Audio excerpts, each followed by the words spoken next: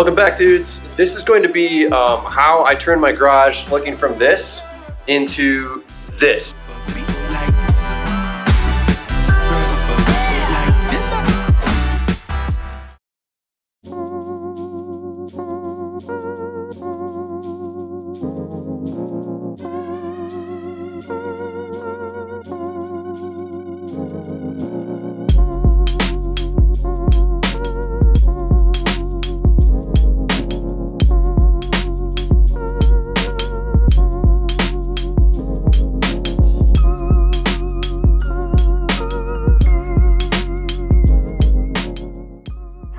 Alright, so I got one wheel hung up already. I'm trying to figure out the spacing. It's kind of hard to guess what's going to work here because I got wheels of all different diameters and with and without tires. So you can see I've started over here. I'm going to be hanging all the wheels on that wall and maybe that wall, and we'll see if we can come this way with some of them as well. I don't know why I have this many wheels. Don't shut up.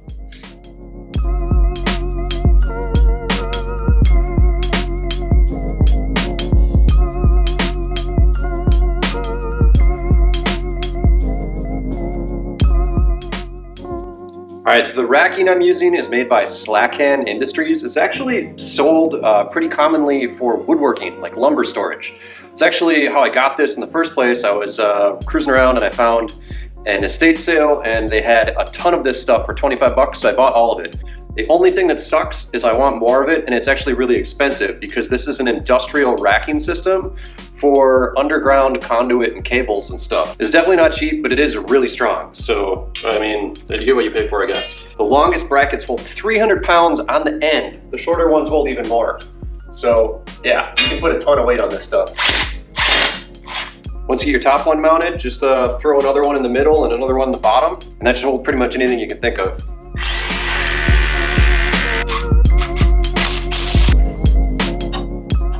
Check this out. This doesn't move at all. Really? These are all the wheels we have? Yep. Well, that's fairly impressive, actually. Yeah. It looks cool, but also, like, I would have thought that we had a whole bunch more wheels that you're like, don't worry about those. I got two here, and then I jammed these little guys. Hey, Rob, you have an absurd amount of wheels. It's true. Yeah.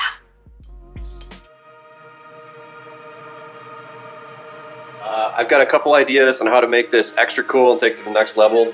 First one is these brackets. Although they're really strong and they're holding the wheels great, I don't really like raw metal on the inside of my barrels and on the edges of the faces. So I'm going to take everything back down and we're going to dip all of the brackets in Plasti Dip. I have the canned stuff, not the spray, and that should provide a nice anti-slip, anti-scratch coating. That way you can hang them up without worrying about damaging them.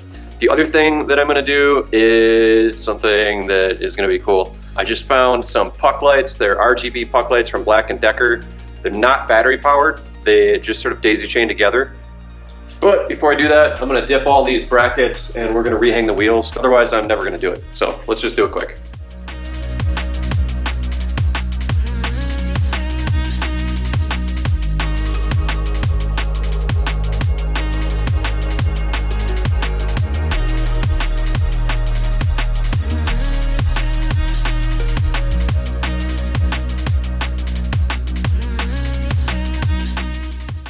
Was wandering around the local hardware store and I found this.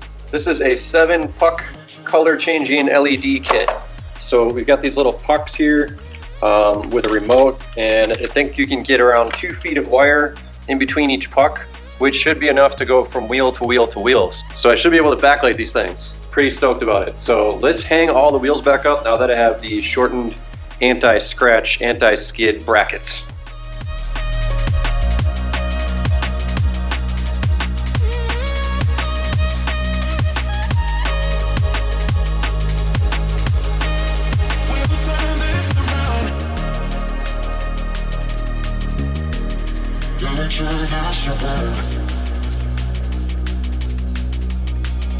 We'll turn this around.